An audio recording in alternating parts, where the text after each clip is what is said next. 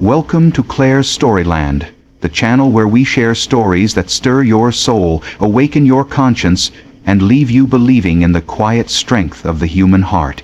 If you believe kindness is more powerful than wealth and humility more valuable than titles, make sure to subscribe and tap the bell so you never miss an episode. Today's story is a painful reminder that sometimes love is tested not by hardship, but by choice. It begins with an old woman standing alone at the gates of the house she built as 10 of her own children shut the door behind her. The sun was setting low over the hills, throwing long orange shadows across the polished floors of the sprawling mansion that once pulsed with laughter, footsteps, and the sweet aroma of home-cooked meals. But now, standing outside the wrought iron gates, her hands trembling not from cold but from disbelief, was Eleanor.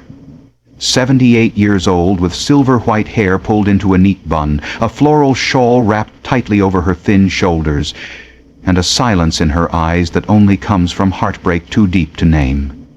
Just hours before, Eleanor had been sitting in the very kitchen where she had once prepared birthday cakes and Christmas dinners for her 10 children. 10 children she had raised alone after her husband died in a factory accident nearly 4 decades ago. 10 mouths she fed when money was so tight she sometimes skipped meals.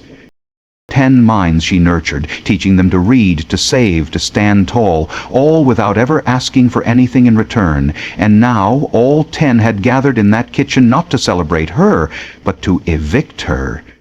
"Mom," her eldest son Gregory had said, adjusting the gold watch she once helped him buy, "we think it's time you move out. You don't pay rent. You don't contribute." "I raised this family," Eleanor whispered. "This house was bought with the money your father and I saved. I gave up everything." "That was then," snapped Camilla, her third daughter, perfectly dressed in pearls and disdain. "Things change. You said you couldn't help fund the resort deal. That was the last straw."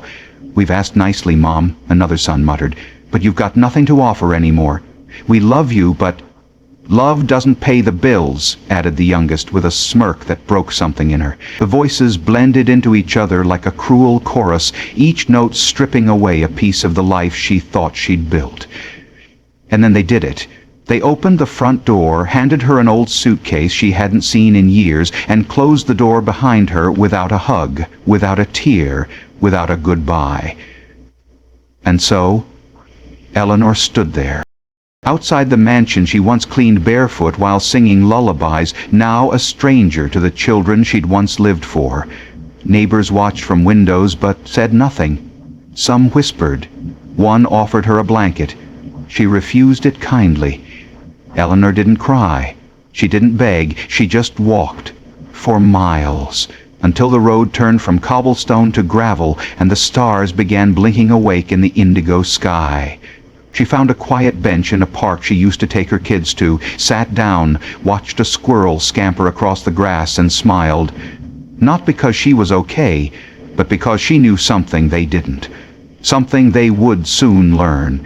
You see, what her children had never understood or bothered to ask was that Eleanor was not just the woman who once mended socks and made ends meet. No, Eleanor had been saving in silence for over 50 years, from her sewing work, her garden produce, the tiny vintage shop she secretly invested in, and later, from the tech startup she quietly backed after meeting a young programmer at a library. She never flaunted it, never spoke of it, but it had grown and grown, until one day, without anyone knowing, Eleanor became a silent shareholder in 3 multi-million-dollar companies. Her name never appeared in magazines. She didn't drive a fancy car or wear flashy rings. She kept wearing her old clothes, eating simple meals, and donating anonymously to shelters and schools. Her worth had never been in gold, but ironically now, it was measured in billions. Yes, Eleanor was a billionaire, and her children, too distracted by their own greed, had cast away the very woman whose silence had built their safety net. She could have told them. She could have waved it in their faces. But Eleanor believed in character more than revenge. She knew that people show their truth when they think you have nothing to offer. And now that they believed she was worthless, They had shown her everything she needed to know. That night she called her lawyer from a payphone. "Activate the transfer," she said. "Everything goes to the foundation, every penny. Set up the scholarship, the shelters, and include one clause." "Yes, Mrs. Wren?" "None of my children are to inherit a single cent." "Understood." Then she hung up, and for the first time in weeks, she exhaled. Eleanor didn't move into a penthouse or retreat to a luxury villa as the world might expect of a billionaire reclaiming her life. Instead, she chose a modest suite at a quiet senior community just outside the city, where the neighbors smiled without expectation, where the air smelled of fresh-cut grass, and conversation came without agendas. She introduced herself simply as Ellie, offering no mention of her wealth, her past, or the betrayal that had ushered her there, and each day she took long walks through the garden, read to children at the nearby shelter, and volunteered at a small women's center, teaching young mothers how to budget, grow herbs, and stand up without shouting. She bloomed again, not in luxury but in purpose, and every moment she gave away her time, her knowledge, and her heart. It only made her richer in ways her children had never measured. Meanwhile, back at the mansion, the siblings who once moved like a boardroom now turned on each other, like caged animals fighting over scraps of control. The illusion of unity they had worn for years began to crack the moment Eleanor's presence, her steady moral gravity, disappeared. Gregory, the eldest, took it upon himself to assume leadership over the estate, barking orders and changing locks, but he soon found resistance from Camilla, who accused him of forging their mother's signature on legal papers years ago. Their fourth brother, Darren, who had used Eleanor's silence to secure loans for his car dealership, defaulted within 2 months, now unable to convince banks of collateral that no longer existed.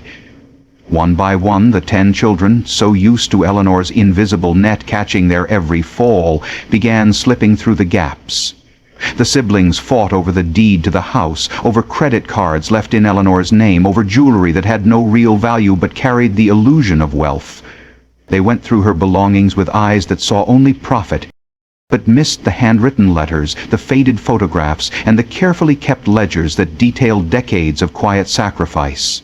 What they did find, however, was silence. No sign of Eleanor, no forwarding address, no way to reach her. They had thrown her out, assuming she had nowhere else to go, but now they began to panic, not out of guilt, but out of fear.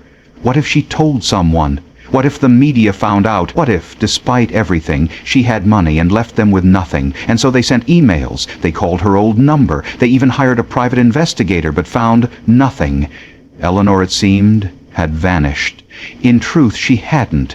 She was still watching, quietly, from the background, but not to gloat. She simply wanted to know who her children would become in her absence. She funded 10 new scholarships in the names of women who raised children without help. She renovated an entire shelter for abandoned elderly parents, naming it the House of Second Daughters, in tribute to those who cared even when they were forgotten. When asked about her family by journalists who began tracing her philanthropic work, Eleanor only said, "They're alive."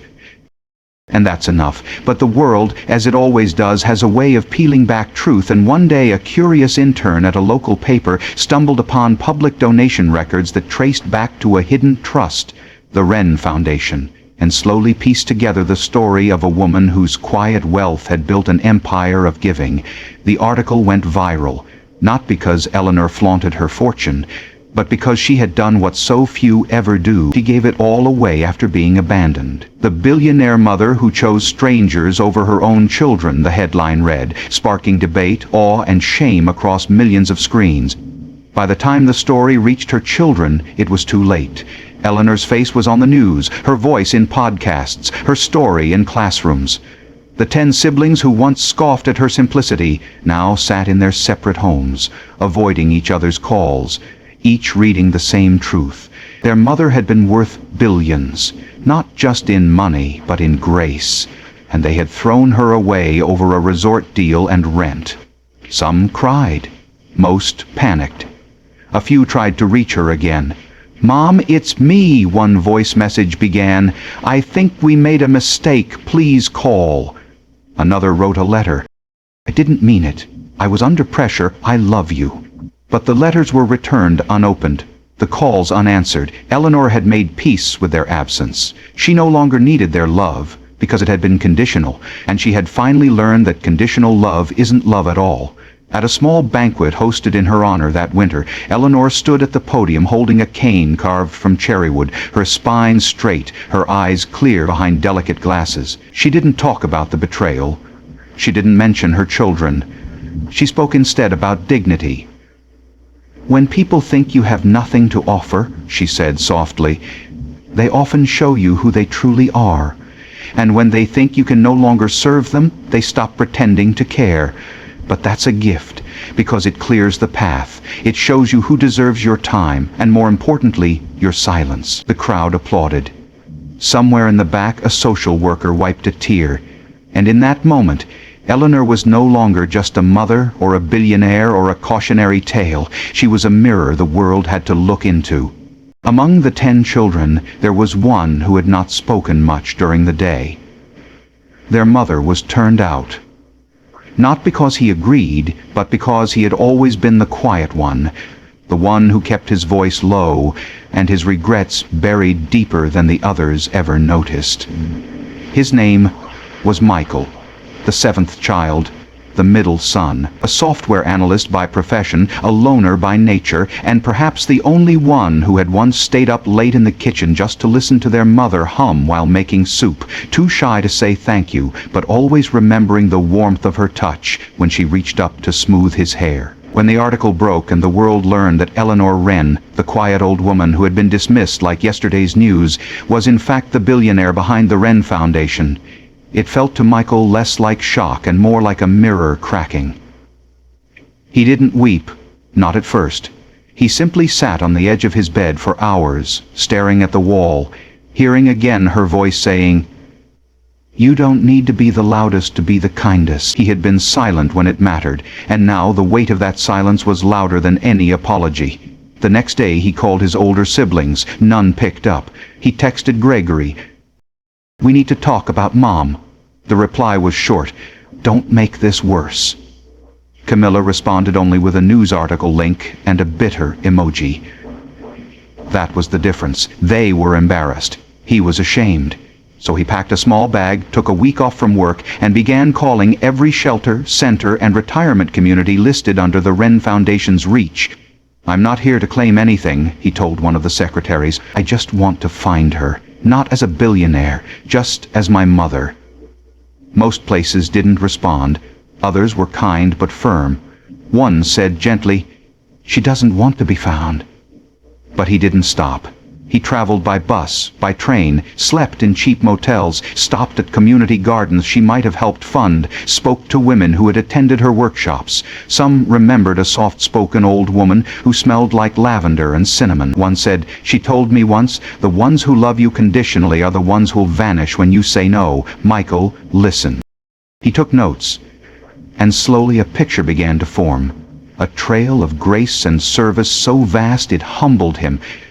His mother hadn't just vanished, she had multiplied, quietly, through good deeds and healing acts across the city. On the 6th day, in a small town 2 hours outside the city, he stopped at a bookstore where someone mentioned Miss Ellie had hosted a reading circle for seniors just last month. "He told me about her garden," the clerk said. "Said she'd found peace under wild lavender." That was the clue he needed.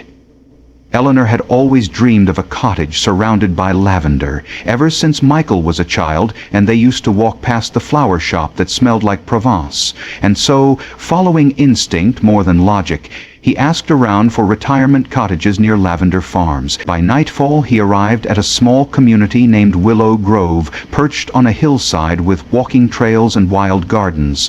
He walked the path slowly, heart pounding, unsure what he'd say if he found her. "What do you say to the woman you helped betray?"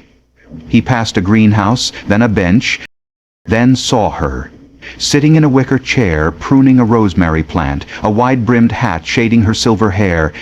She looked older, smaller, but just as steady. He stopped a few feet away. "Mom?" She turned slowly. Her eyes, still clear as lake water, studied him for a long moment. "Michael." It wasn't a question, it was a knowing.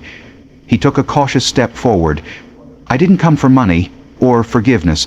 I came to see you. To tell you I'm sorry." She didn't speak right away. Just set down her shears, brushed her hands on her apron, and motioned to the bench beside her. He sat, not daring to look at her directly. "You were quiet that day," she said. "But you didn't stop them." His shoulders sagged. "I know. I was afraid. I was ashamed of them, but more ashamed of myself. I thought maybe if I stayed quiet, it wouldn't be my fault." Eleanor nodded slowly. "Silence is a choice, Michael. A powerful one. Sometimes louder than words." He looked down at his hands. "I know I don't deserve to be here." She reached over, gently placed her hand on his. "And yet you came." That was it. That was enough. Not forgiveness, but acknowledgement. A new beginning. He stayed for hours that day. They talked about herbs and books and old songs.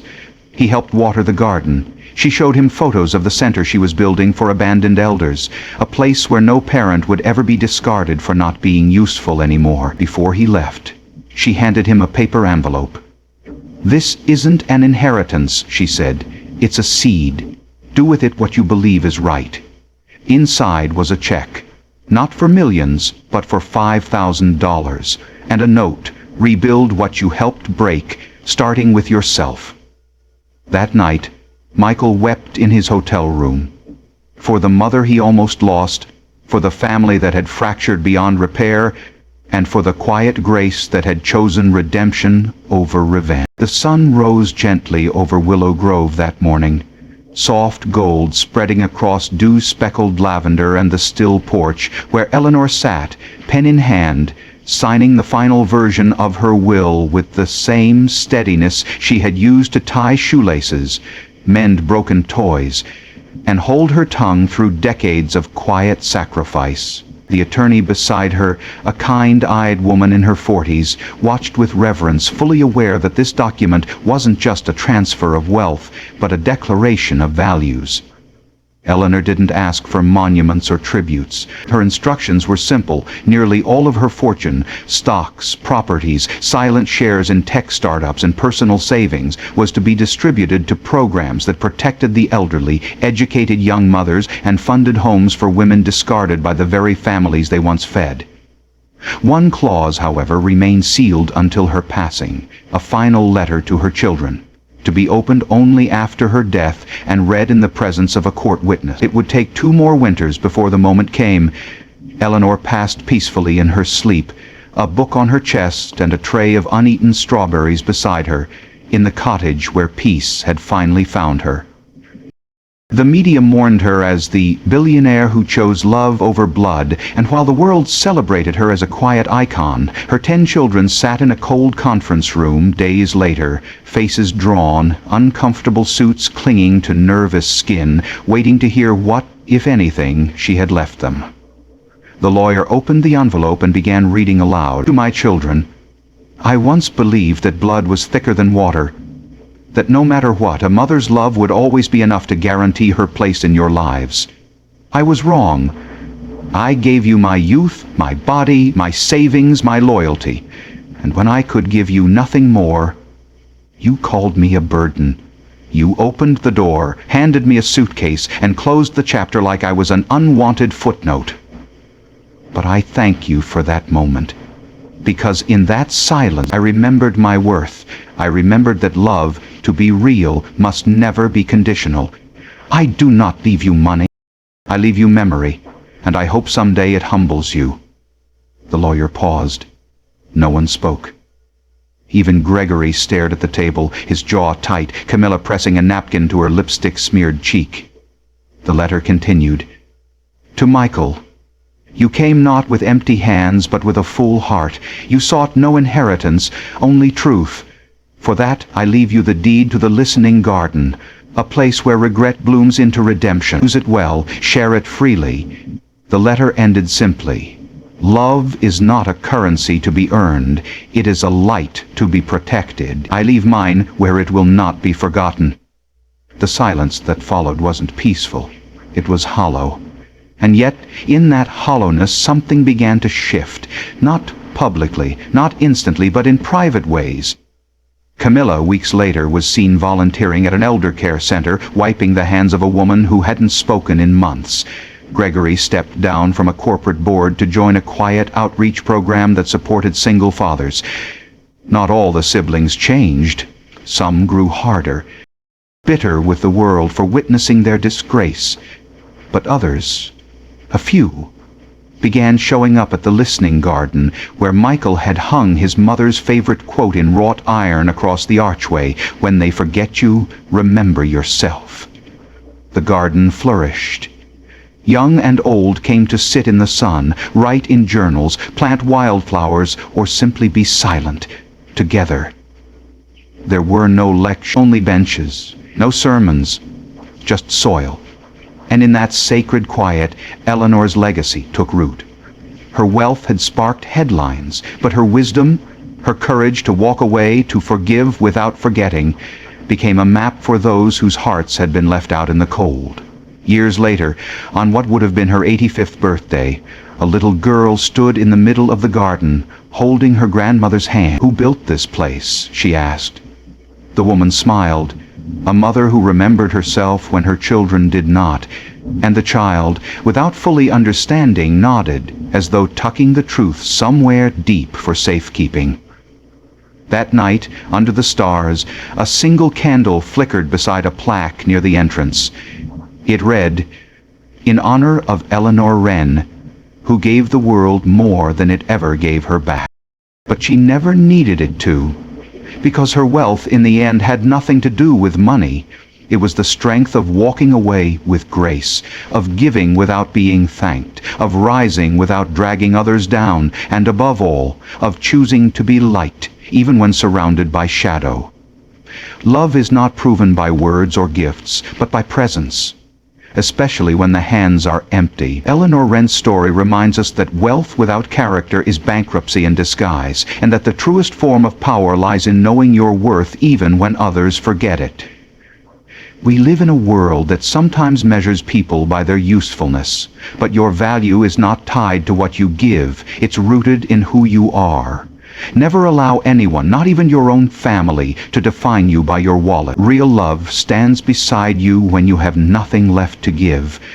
And sometimes, walking away from those who see you as a burden is the first step toward walking back into yourself.